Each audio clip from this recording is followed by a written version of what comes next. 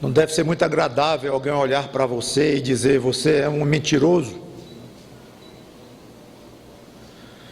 Pois é, a pregação tem como título: Ele verdadeiro, eu mentiroso. Eu e você. E esse ele aqui é Deus. Ele verdadeiro, nós mentirosos. Ficou melhor assim. Romanos capítulo 3, versículo 4.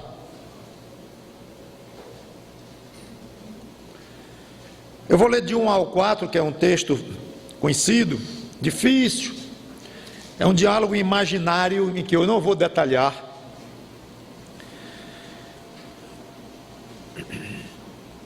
Em que alguém está como que discutindo com Paulo, alguém que Paulo imaginou, e esse alguém está fazendo objeções quanto à vantagem de ser judeu.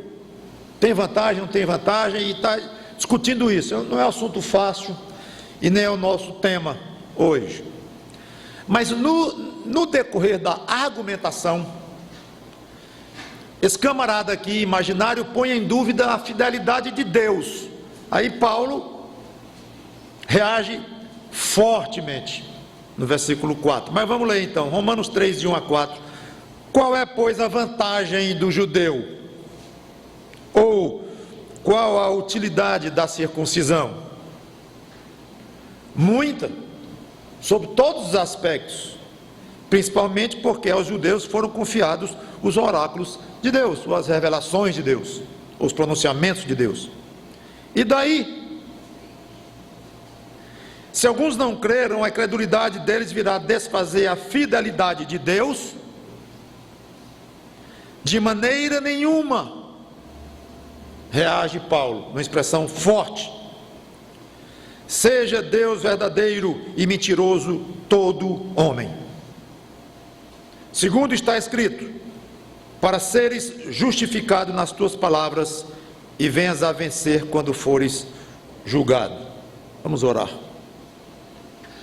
Obrigado, Senhor Deus, pelo privilégio de mais uma vez podermos abrir a Bíblia para pregar a tua palavra. Que teu Espírito Santo esteja aqui, trabalhando em todos os corações. É em nome do Senhor Jesus Cristo, ó Deus verdadeiro, que eu te peço e te agradeço pelo privilégio de estarmos aqui. Amém. Paulo reage fortemente então. Negativo. Nem fale disto. Porque alguns não creram, quer dizer que então Deus não é fiel? Não é por aí não. A doutrina de Deus ser verdadeiro não é novidade de Paulo. Não precisamos ir lá para Romanos para abrir a Bíblia. E pela primeira vez, desde que a Bíblia foi iniciada na sua transcrição, começou a ser composta pelos que a fizeram, pelas dezenas que participaram desses livros sagrados. Aí vamos encontrar aqui pela primeira vez, que coisa interessante, Paulo dizendo que Deus é verdadeiro. Não. A Bíblia inteira atesta a fidelidade de Deus. Adão comprovou que Deus é verdadeiro. Gênesis capítulo 2, versículo 17. Se para esses exemplos vocês quiserem que eu vá só, eu vou e você fica só escutando. Quando for importante, mais uma questão mais de doutrina, eu chamo a atenção para você ir comigo lá. Mas se não, pode deixar que eu vou só, eu vou um pouco mais rápido. Então, Romanos 2 e 17. Gênesis 2 e 17. Vamos para o 16. E o Senhor Deus lhe deu esta ordem, Deus falando com Adão: de toda a árvore do jardim comerás livremente, mas da árvore do conhecimento do bem e do mal não comerás, porque no dia em que dela comeres, certamente morrerás. Passemos para o 3, versículo 19. Depois da queda, Deus já falando para Adão e Eva as consequências terríveis do pecado deles: no suor do rosto comerás o teu pão. Deus falando para Adão: até que tornes a terra, pois dela foste formado, porque tu és pó e ao pó tornarás.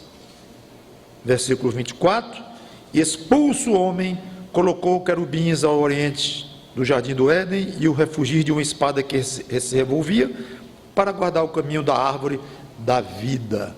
Então Adão tornou-se mortal. Deus é verdadeiro. Se comer, morre. Comeu, morreu. Abraão e Sara comprovaram que Deus é verdadeiro. Vamos agora para 2000 anos antes de Cristo. Gênesis capítulo 18, versículos 13 e 14. Gênesis 18, 13 e 14. Disse o Senhor a Abraão: por que se riu Sara, dizendo, será verdade que darei à luz sendo velha? Acaso para o Senhor há coisa demasiadamente difícil? Daqui a 1 ano, neste mesmo tempo, voltarei a ti, e Sara terá um filho. Pulemos para o capítulo 21, versículos de 1 a 3.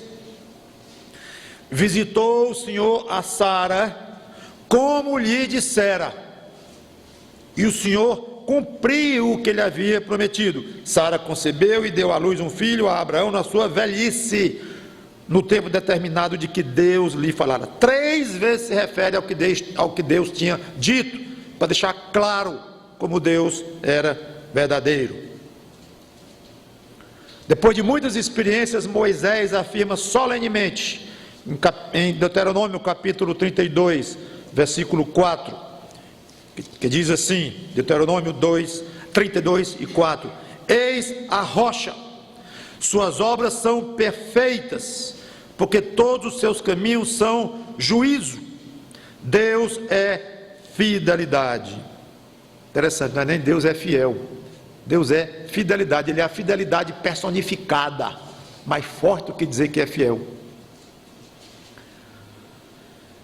E nele não há injustiça, é justo e reto. Isaías atestou que Deus é verdadeiro. Isaías capítulo 25, versículo 1. Estamos viajando aqui pelo Velho Testamento com personagens significativos, atestando claramente a fidelidade de Deus, a veracidade de Deus. Isaías 25, 1: ó Senhor, tu és o meu Deus, exaltar-te-ei a ti e louvarei o teu nome, porque tens feito maravilhas e tens executado os teus conselhos antigos, fiéis e verdadeiros. Davi atestou que Deus é verdadeiro, segundo Samuel capítulo 7, versículo 28. Segundo Samuel 7 e 28. Agora, pois, ó Senhor Deus, tu mesmo és Deus, e as tuas palavras são verdade, e tens prometido a teu servo este bem. E a passagem continua, e muitíssimos outros exemplos poderíamos tomar. Nenhum desses homens teriam tido o relacionamento com Deus que vivenciaram, se não houvesse na base uma crença cada vez mais profunda, à medida que conheciam melhor a Deus, uma crença na veracidade, na confiabilidade deste Deus. E é assim para qualquer pessoa.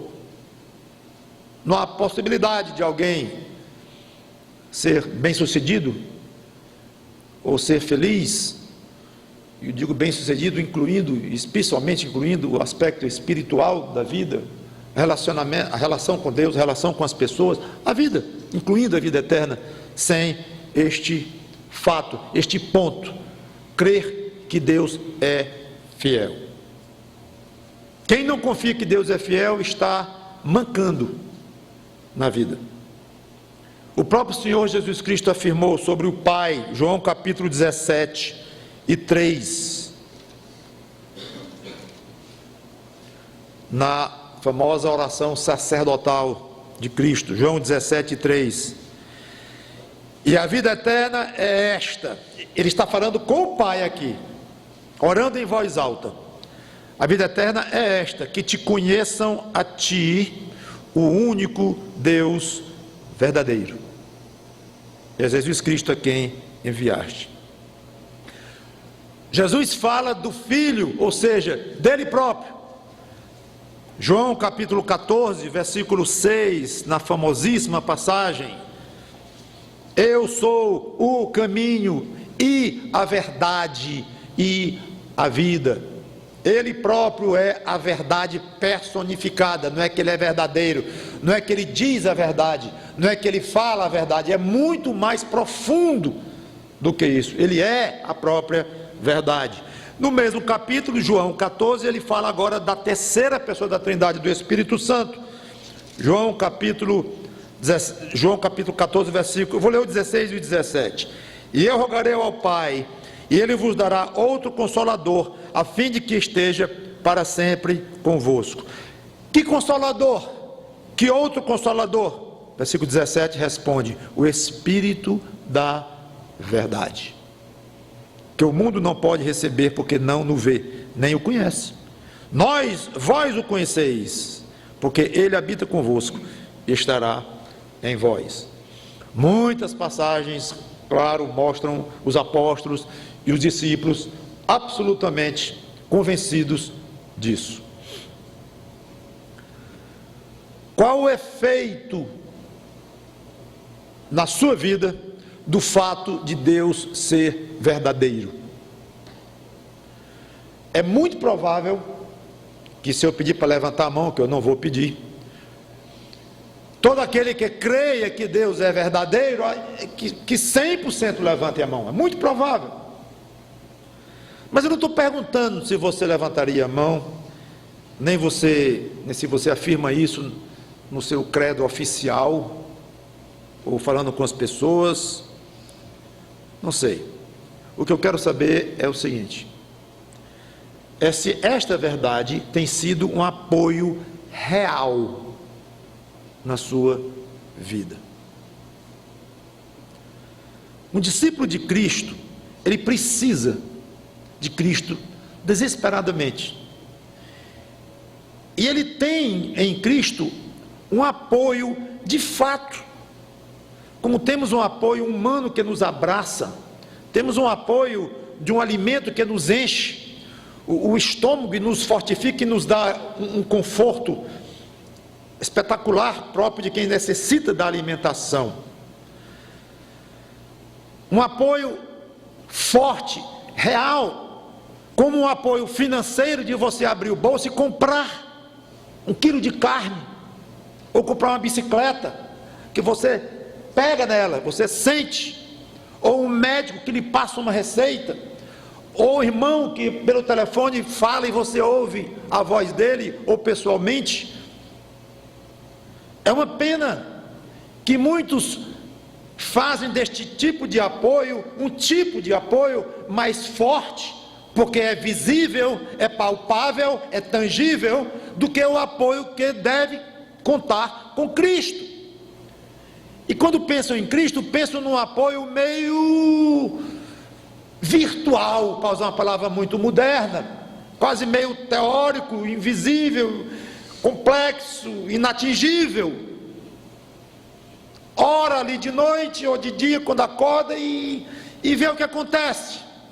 E durante o dia se lembra dele assim, faz oração ou 10, não importa, o que eu estou falando aqui é da influência que a pessoa sente de Cristo na sua vida e da intervenção que ele faz nas nossas vidas. Então, o fato de você ter um Salvador verdadeiro, que diz a verdade, que é fiel, de ter como um Pai, um Deus fiel, de ter habitando em você o próprio Espírito da verdade, o que isso tem a ver com o seu dia a dia? Não é com a sua crença teórica, porque eu sei que provavelmente você vai dizer que crê nisso, mas é no dia a dia. Se você usa este fato para aliviar de fato suas preocupações, essa é a minha pergunta. Você já experimentou na própria vida que Deus é verdadeiro? Já. Quando? Poderia citar alguma situação ou situações Tem buscado no coração, na sua memória, aí sim, memória mesmo, situações em que você diz: comprovei, além da minha fé, além da minha crença, eu comprovei, eu vi, eu peguei, como que peguei na fidelidade de Deus. É isso que você pode dizer da fidelidade de Deus? Você já se sentiu feliz por Deus ser verdadeiro? Já foi alguma vez um motivo de alegria? Vamos dizer 10% da alegria que você teve quando foi aumentado o seu salário? Desculpem a ironia, porque talvez haja poucas notícias melhores na vida de um ser humano, miserável ser humano, do que você foi aumentado. O mundo fica colorido, que maravilha, não pode ver a hora de chegar em casa, dizer para a mulher, sair para comemorar com os filhos, porque foi aumentado, ou porque teve um lucro maior do que o ano passado. Isso nos dá alegrias grandes, infelizmente. Tudo bem que dê alegrias aí, nas circunstâncias da vida, faz parte ficar alegre porque foi aumentado, não tem problema. O problema é quando você nunca pensou em comparar a felicidade em saber que Deus é verdadeiro com a felicidade de saber que foi aumentado,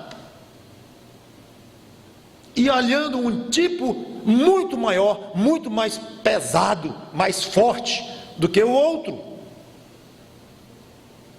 Se sentiu feliz, isso entrou na sua alma de uma maneira a causar um efeito no seu estado psicológico, na sua maneira de se sentir naquele dia, pelo fato de Deus ser verdadeiro. Voltando, deixo com você essas perguntas, cada um responda para si e para Deus. Paulo não disse apenas que Deus é verdadeiro, ele disse, essa parte é ruim para nós, e mentiroso todo homem. Também não é novidade nenhuma, Paulo descobriu que o homem é mentiroso. Não, desde que Adão entrou no mundo, a mentira começou. Vou ler só uma passagem do Velho Testamento, Salmo 116, versículo 11, que diz: eu disse na minha perturbação, todo homem é mentiroso. Ainda bem que eu não sou homem, sou mulher. Talvez você esteja pensando, pode tirar a desculpa do meio, porque aqui fala do gênero humano, mulher, homem, rapaz, moça, velho, criança, todo é mentiroso. Não há quem não tenha mentido na vida, e várias vezes. Mesmo assim, eu acho que não é o assunto aqui, mentiras explícitas. Naquela vez você mentiu, naquele dia você mentiu, que é fato, mas a afirmação aqui é mais funda, ela passa o coração do homem numa peneira fina. Ou seja, quando diz que todo homem é mentiroso, é que o homem não é completamente sincero, não é só que mentiu explicitamente ou deixou de mentir explicitamente, não, é que ele não é digno de confiança, é mais fundo, como eu falei. Você pode não ter aberto a boca para pronunciar uma mentira nos últimos 2 anos, mesmo assim você continua sendo não confiável. Os seus olhos não são confiáveis, seu aperto de mão, o seu abraço não é confiável, sua lágrima não é confiável. Quando eu digo que não é confiável, não estou dizendo que ela é hipócrita, não, ela pode ser, e algumas vezes e você não disse mentira nenhuma, não importa, a verdade é a mesma, todo homem é mentiroso, não tem sinceridade total. É duro isto, é uma afirmação forte. Paulo continua na sua peneira fina aqui, Romanos 3, onde nós estávamos, só que nos versículos de 10 a 18, para você que pensa que é um pobre coitado nas mãos de Deus, que Deus é muito exigente com você, que você é uma pessoa boa, e etc e tal, e que Deus é muito exigente demais, exageradamente, porque você não rouba, você não mente, você não adultera, você rouba e mente e adultera, de acordo com os padrões de Deus, porque você teve raiva de alguém, matou, aos olhos de Deus. Você olhou para alguém com intenção impura, sexual, no coração, adulterou diante de Deus. Como está escrito, estou em Romanos 3:10, não há justo, nenhum sequer, não há quem entenda, não há quem busque a Deus. São afirmações radicais, afirmações que não deixam exceção. Nenhum sequer, não há quem entenda, não há quem busque a Deus. Todos se extraviaram, a uma se fizeram inúteis, não há quem faça o bem, não há nenhum sequer. A garganta deles é sepulcro aberto, com a língua urdem engano, olha aí a mentira. Veneno de víbora está nos seus lábios, a boca eles a têm cheia de maldição e de amargura. São os seus pés velozes para derramar sangue, nos seus caminhos há destruição e miséria, desconhecer o caminho da paz, não há temor de Deus diante dos seus olhos. É pesada a afirmação, e é bem feio o retrato que a Bíblia pinta de nós, o quadro.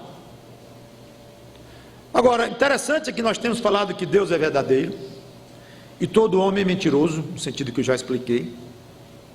Mas Paulo não faz essas afirmações de uma maneira isolada. Olha, eu vou ensinar uma coisa para vocês. Deus é verdadeiro. Lição 1. Aí falou algumas coisas. Sim, outra lição importante, anota aí. Todo homem é mentiroso. Outra coisa importante. Não. Ele colocou as duas ao lado uma da outra, num contraste proposital. Não são, isso é importante, não são afirmações isoladas, é um contraste muito forte, e neste contraste Deus é super exaltado e o homem super rebaixado. Todo homem, não há exceção, todos estão nivelados por baixo, na insinceridade, na mentira. Pode ser culto, iletrado, pobre, rico, mulher, homem, velho, novo, todos estamos nivelados. Uma punhalada que Deus, através da sua palavra, dá no orgulho de cada ser humano. Infelizmente, a maioria dos homens, das pessoas, tem a crosta da vaidade tão grossa que o punhal de Paulo não penetra. Mas nós que somos crentes em Jesus Cristo, sabemos essa verdade, conhecemos, essa verdade penetrou em nós, sim. Mesmo assim, eu insisto naquelas perguntas sobre a influência do fato de Deus ser verdadeiro, e agora indo um pouquinho mais à frente, a influência do contraste entre Deus ser verdadeiro e todo homem mentiroso. Esse contraste agora, não só o fato de Deus ser verdadeiro, mas o contraste, qual é o efeito que tem na sua vida? Você tem tomado atitudes com base nisto? Exemplos. Tem todo tipo de igreja hoje. É uma fase esquisita que nós enfrentamos. O modismo do tal do evangélico continua, e graça aí toma conta de milhares e milhares e milhares de pessoas, centenas de igrejas, de todo tipo de pastor, todo tipo de líder, todo tipo de convicção, todo tipo de doutrina, todo tipo de prática, tudo cabe dentro hoje. Se você disser que é cristão e não é católico, pronto, então você é um evangélico. Isso muitas vezes exige de nós uma posição, ou um posicionamento.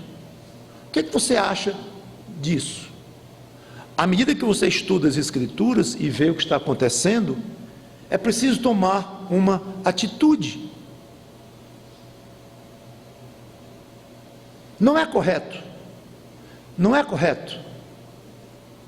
Biblicamente é falso dizer, não me compete julgar. Não falo uma palavra. Pode ser o pior dos falsos mestres, o mais hipócrita dos pastores e pregadores que tem, com invenção de todo tipo de nome e de título. Mas eu não digo uma palavra. Está falando no nome de Jesus? Diz que ama Jesus? Então, quem sou eu para julgar? Você não é ninguém para julgar, concordo, mas você tem quem julgue, e você tem acesso a quem julga. E o que é proibido do crente é julgar coração. Isso é proibido, julgar intenção. Qual é a intenção com a qual aquela pessoa disse isso, ou aquele cidadão está fazendo aquilo? Não sei. Intenção eu não posso julgar, mas julgar o que o outro diz. Ora, Jesus não é Deus. O que você acha? Não, eu não vou. Agora eu amo muito Jesus, respeito muito Jesus. Agora ele não é Deus, e precisa ser Deus para eu respeitar e amar. Não estou denegrindo o nome dele, mas ele não é Deus. Não vou julgar isto? Vou. Isso é mente de anticristo. Isso é o diabo influenciando esta pessoa que diz que Jesus não é Deus. Então eu não estou julgando o coração da pessoa, eu estou julgando o que ele disse. Aí o outro chega e comete um crime. Eu não vou julgar. Vou julgar, ele cometeu um crime, ele tem que ser examinado à luz da lei.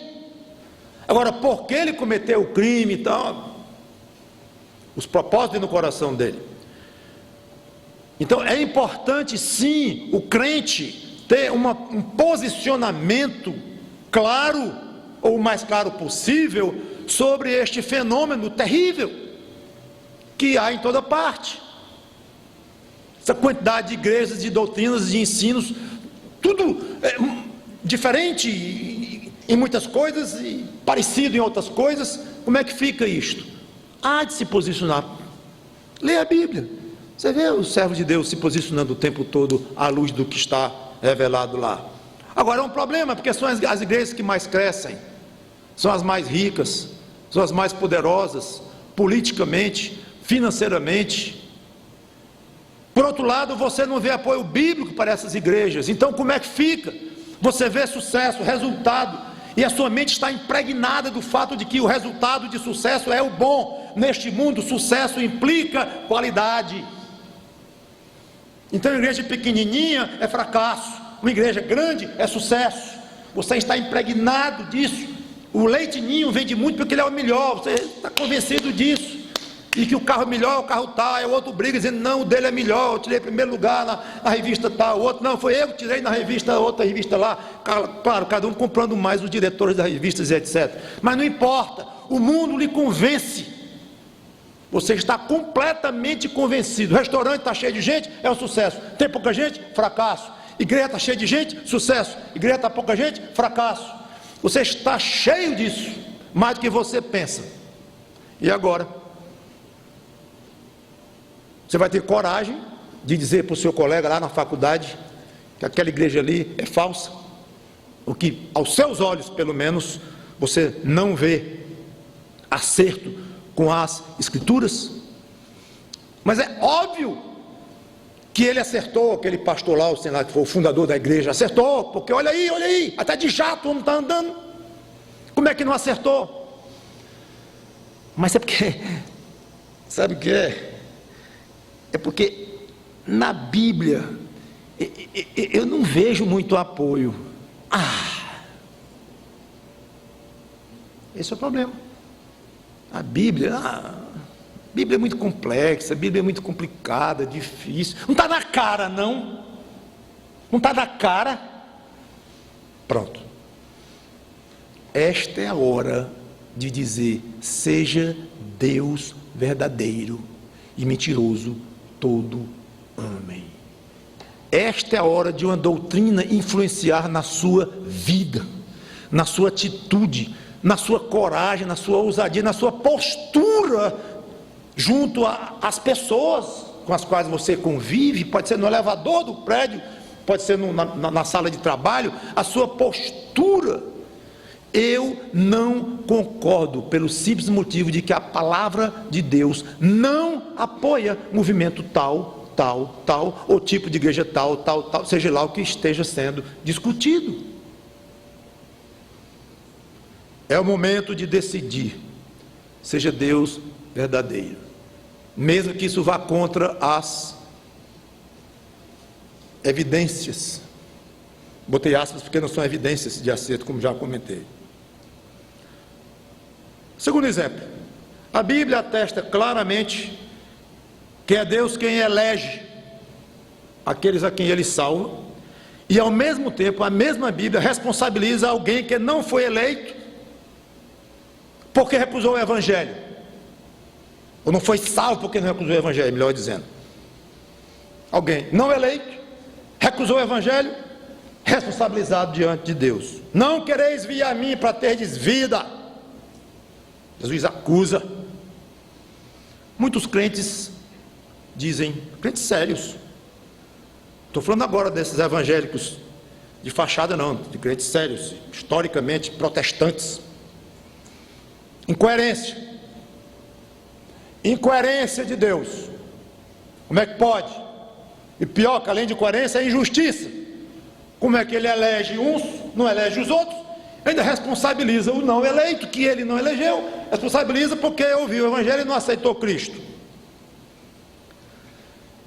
Aí você ouve, pensa, aí ele apresenta lá uma solução conciliatória para a lógica humana.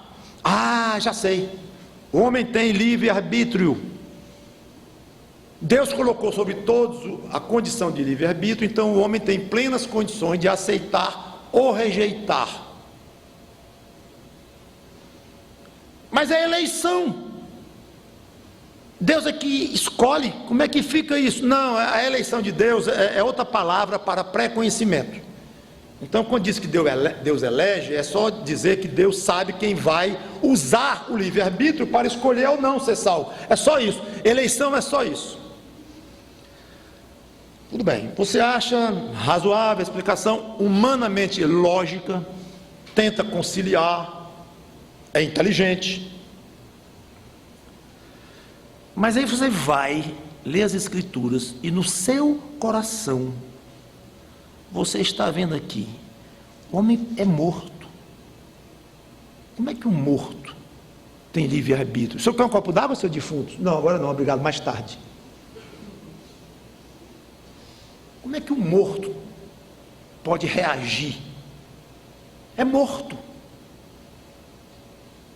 Aí você fica, de eleição, dizer que é outra palavra para pré-conhecimento. Não, eu vejo aqui que pré-conhecimento é uma coisa e a soberania de Deus ao escolher quem Ele quer, ao escolher Jacó e rejeitar Esaú, porque Ele quis. Aí você começa a estudar e vê, não, eu não estou convencido dessa explicação lá de que a pessoa decide por si só e tal, e que eleição não é eleição, é só Deus saber antes e tal. Não dá. Então na sua mente, na sua alma, se trava uma batalha, um confronto. A sua lógica e a explicação de pessoas que fazem tudo para ajustar essas duas verdades inconciliáveis à mente humana, mas fazem um jeito para conciliar. Isso está puxando você para um lado, é a sua própria lógica humana. E por outro lado, a Bíblia não deixa eu aceitar aquilo. Hora de dizer, seja Deus mentiroso, Deus verdadeiro e mentiroso todo homem.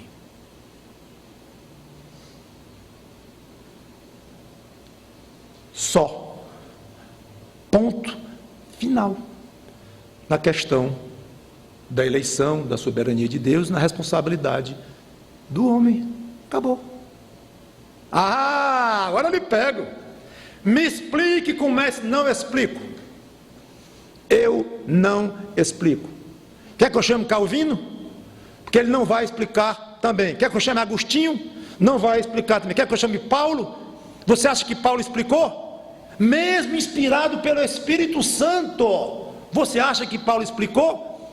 E se Paulo tivesse explicado e ter essa confusão todinha até hoje, nem Paulo explicou. Por quê? Porque você é uma formiga e eu sou outra, e nós somos desprezíveis em nossa inteligência, em nossa capacidade de alcançar essas coisas que só a Deus pertencem, só Ele compreende. Nós não alcançamos, não entendemos. Então não adianta.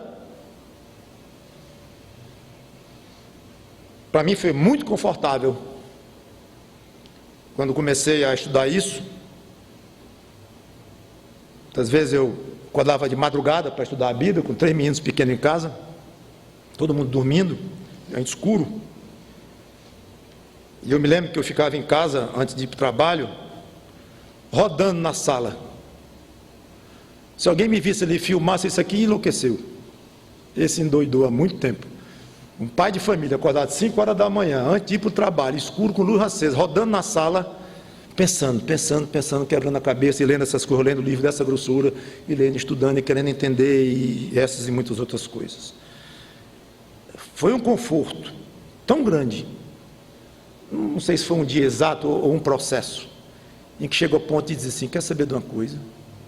Eu não tenho obrigação de entender isto. A minha responsabilidade não é entender isto, é dizer assim: seja Deus verdadeiro e mentiroso Agostinho, Calvino. Eu vou chocar vocês, mentiroso Paulo, não quando ele está escrevendo a palavra de Deus, porque ele está inspirado pelo Espírito Santo, e não vai ter um tio fora. Mas tire Paulo dos momentos em que ele estava inspirado, escrevendo a Bíblia, ou pregando, que não era todas as vezes, não sabemos quais as vezes que eram, que não eram, mas tire Paulo desta condição absolutamente diferente, Paulo, João, Tiago, todos que escreveram pedaços da Bíblia, tire disso e bote Paulo, diga: Paulo, você é mentiroso também. Ele vai dizer: claro. Aí você chama Isaías, claro, e Davi, coitado, é covardia chamar Paulo do Davi, porque então não adianta. Seja essa turma de teólogos, todos esses gênios aí, os de hoje que conhecemos pelo nome na internet e tal, seja tudo mentiroso, se é para contrastar com o Deus verdadeiro, fiel, com o que ele diz na Bíblia. Fique com a Bíblia. Agora, irmão, eu sei que é fora de moda, é cafona hoje em dia, é politicamente ou religiosamente incorreto, é esquisito, e é daqueles que lê na Bíblia, aí fica, é isso mesmo, fica até ir para o céu. Então minha sugestão é essa: fique na Bíblia até ir para o céu, porque é para onde você vai. Alguém que fica com a Bíblia o tempo todo, e se sujeita não apenas a gozações, a risinhos, mas se sujeita a prisões, se sujeita a torturas, se sujeita a ser morto, queimado, cerrado ao meio, é porque está ficando com as Escrituras, agarrado nelas. Seja Deus verdadeiro, eu não abro. É isso. A igreja, terceiro exemplo, enfrenta um grave problema e se divide. Aí você fica confuso. Mas Deus não disse que a igreja é um só corpo? O pastor cansou de pregar aqui na igreja. Eu tenho as pregações dele dizendo que a igreja é que é um corpo, e tem a igreja geral de todos os salvos, desde Pentecostes até a volta de Cristo, no arrebatamento. Aí tem a igreja local. Aí diz que a nossa igreja local é para ser unidinha, que Deus quer assim, aí fala, explica. Como é que pode? Aí a igreja local, que é bem unidazinha, é um corpo só, se divide em dois, e sem falar quase que os irmãozinhos foram ao tapa. E eu sei de pastor que levou foi um murro, amigo meu, lá pelo norte. Vou dar mais pista não, já tá bom. Levou um tapa assim, como se diz, no pé do ouvido. Pronto, e aí como é que fica? Aí o crente olha, como é mesmo? A igreja é uma? É isso aí que eu estou vendo? Aí entra dúvidas e questionamentos e querer entender. Aí começa a conversar com homens, aí conversa com um, conversa com outro, aí lê um livro, aí lê o outro, aí fica e vai se entregando a essas dúvidas até esfriar. Tem muita gente que não frequenta a igreja hoje porque se decepcionou com pessoas. E a culpa é de Deus. Deus não diz que a igreja é uma só. A culpa é de Deus, quer dizer, dizem eles, né? É hora de dizer: Senhor Deus, eu não estou entendendo coisa nenhuma, eu estou chocado, estou confuso. Minha querida igreja se dividiu em bandas, irmãos queridos aqui se acusando, horrível. Eu não sei direito como é isso não, mas eu sei o seguinte: onde há gente, há pecado, onde há gente, há engano, há erro, há falha. E se tu disse que a igreja é um corpo, é. Eu não entendo bem, agora é um corpo se dividiu, então são dois semicorpos, ou virou agora dois corpos. Como é que eu vou explicar isso matematicamente, fisicamente, filosoficamente? Para. Fique com a parte da igreja que você concorda, ou vá para outra igreja, não tem problema. Mas, por favor, não se esqueça de dizer assim: Senhor, sejas tu verdadeiro e mentiroso todo homem. Então, as pessoas com as quais eu conversei não me acrescentaram muita coisa. Eu estou mais confuso do que antes, mas tu dizes que a igreja é um corpo só, então ela é. Vou para a próxima igreja, ou continuo nesta banda da igreja, não importa, mas me ajuda a ser fiel e a crer em ti cada vez mais. Quarto e último exemplo: você tem levado a sério a vida cristã em todos os aspectos, em todo o coração, e tudo parece dar errado na sua vida. Aí você conclui o que parece ser óbvio. Esse negócio de o Senhor é meu pastor, Salmo 23, nos adesivos dos carros, nas paredes, nos papéis de parede dos computadores, Salmo 23, muitos sabem de cor, que Deus cuida de mim pessoalmente. Não é bem assim não. Não pode,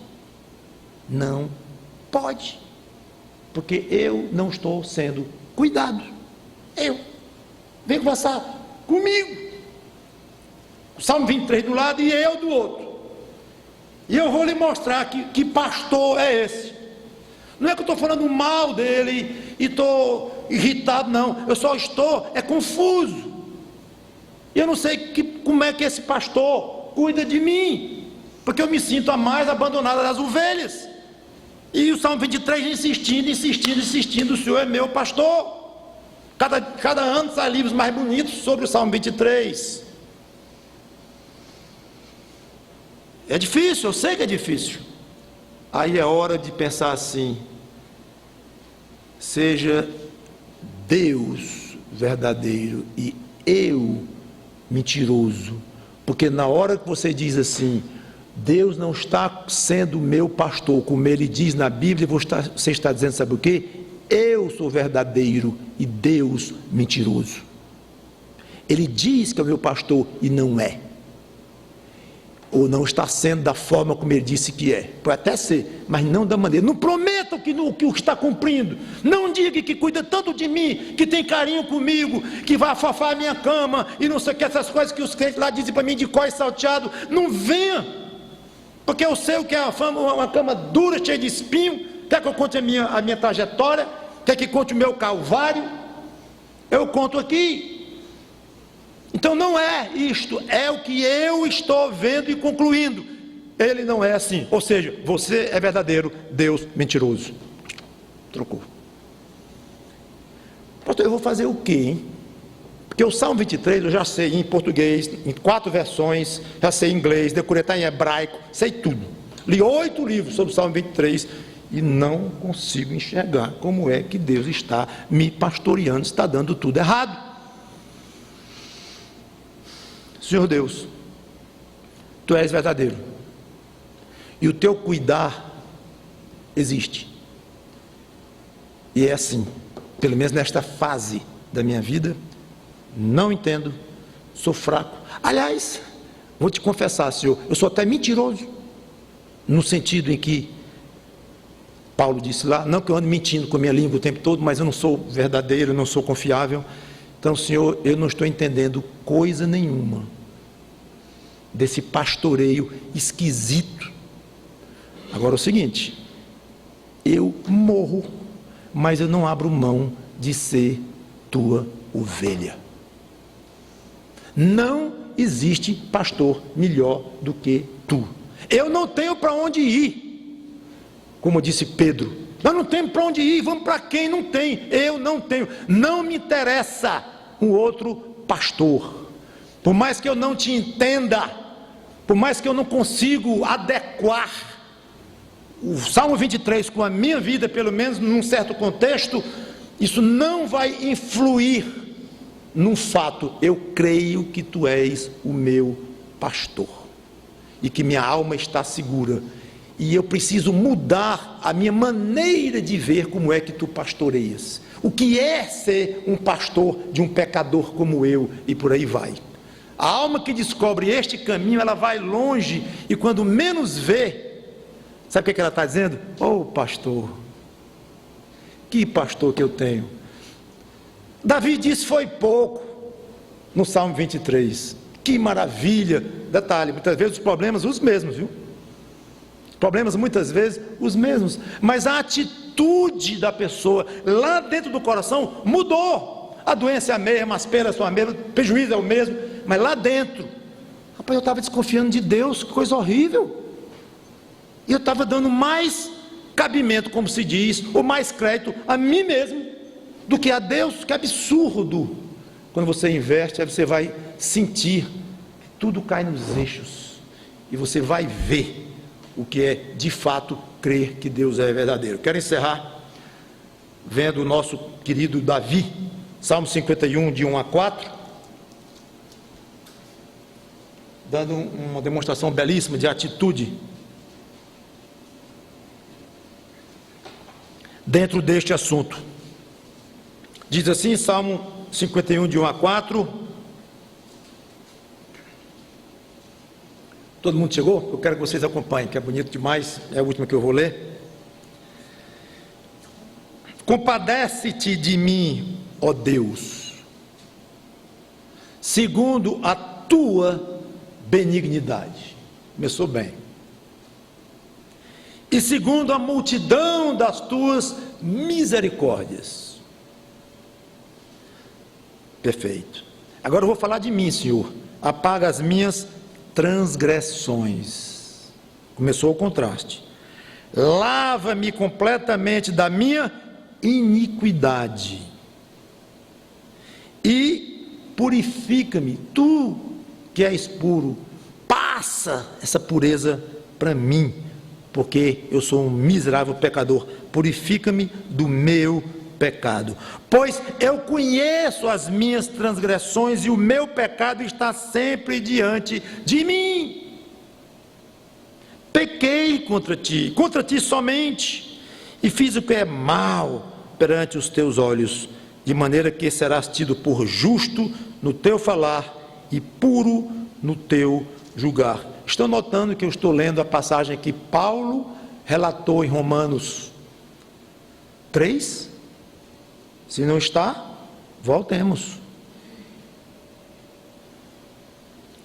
Romanos capítulo 3, no versículo 4, quando Paulo reclamou do argumento: de maneira nenhuma, seja Deus verdadeiro e mentiroso todo homem, segundo está escrito. Ele citou, ele se baseou numa passagem do Velho Testamento, pois aqui está ela, é o que nós acabamos de ler: para seres justificado nas tuas palavras e venhas a vencer quando fores julgado. Davi se compara a Deus, Deus misericordioso e ele pecador. Resultado prático disso: quando Deus fala com Davi, Deus tem razão, não discute. Deus é justificado. Esse justificado é isso aí, Deus tem razão. Quando Deus julga Davi, é um julgamento perfeito, corretíssimo, não tem discussão, é isso. Deus é o ofendido, sempre, por você. Você nunca é ofendido por Deus. Você pode ser castigado, disciplinado, ofendido por Deus? Não, não é o caso. Você é o agressor. Ele sempre tem razão, sempre, sempre, sempre. Aliás, a tradução, quando fores julgado aqui, talvez fosse melhor: quando entrares em julgamento. Quando ele entrar num julgamento, ele julgando. Termino com a palavra ao ainda não crente. Se há alguém aqui.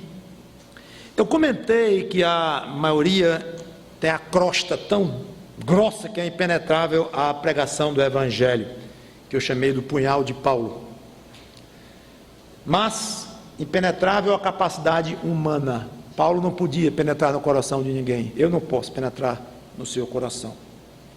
Mas das mãos do Espírito Santo, nas mãos dele, essa crosta pode ser não só amolecida, mas amolecida ao ponto de ficar como cera derretida no fogo. Nós, crentes, vimos isto acontecer com nossas próprias vidas. Tínhamos a crosta, a casca, dura também, grossa, impenetrável, até que o Espírito Santo resolveu penetrar e penetrou nossas vidas, nas vidas de pessoas queridas. O que nós fizemos para isto? Pedimos, nos quebrantamos, imploramos, não fomos atrás de entender muita coisa, conhecer a palavra sim. E eu espero que você nunca associe, quando eu digo que não é importante compreender certas coisas, quando não é importante se instruir na palavra de Deus. Eu não estou dizendo isto, é para tentar entender o máximo, estudar abundantemente, mas não querer compreender o que não dá para compreender, só isso. Não se alivie com as minhas palavras: eu vou deixar isso para lá, porque ninguém entende mesmo, vou perder tempo. Isso é contra tudo que a própria Bíblia ensina, não vou entrar mais nesse detalhe. Mas peça para Deus realizar no seu coração esse trabalho. O Senhor quebra essa casca, essa crosta, e penetra no meu coração e me faz aceitar, crer em toda a minha alma que eu sou um mísero pecador, mentiroso, não confiável, fraco, falho, e tu és justo, puro, santo, misericordioso. Mandou teu filho morrer numa cruz por mim, pois me dá esta convicção. Não vejo outra forma. Agora vá humilde, não exija nada, não use tabus religiosos, tabus, preconceitos de nenhuma ordem quando for tratar isso com Deus, mas simplesmente se rebaixe diante dele, se rebaixe até o pó e peça para que ele faça essa obra no seu coração. Reconheça que você tem sido falho, sujeito a enganos, e que Deus é verdadeiro, o Senhor Jesus Cristo é a verdade, e o Espírito Santo é o Espírito da verdade, e que o Cristo disse que além da verdade Ele é o caminho, e que Ele nos leve até Deus. Vamos orar. Santo Deus, nosso bom Pai, obrigado pela Tua palavra, que o Teu Espírito faça o que Ele quiser fazer. O importante é que cada um se quebre diante dele. O crente, pedindo ajuda, pedindo mais fé, menos arrogância, porque na base de toda exigência de entender é uma bruta de uma arrogância humana, é uma incredulidade com a tua palavra, e isto é grave. Então, que nós nos quebremos diante de ti, pedindo cada vez menos eu, menos os outros, menos os pastores, menos os teólogos, no sentido de serem comparados contigo quando a verdade está em jogo, claro. Então, que tu sejas verdadeiro e que um pastor seja respeitável à medida em que ele reflita na sua pregação e na sua vida a verdade revelada na Bíblia. Um teólogo tem o peso da sua teologia à medida que ele reflita na sua teologia e na sua vida o que está escrito na tua palavra, que é a verdade. Em nome do Senhor Jesus Cristo, te pedimos a bênção de termos uma fé mais profunda, e pedimos pela alma de cada um que está ou vai ouvir essa mensagem, que ainda não tem Cristo como Salvador. Em nome dele nós te pedimos e agradecemos. Amém.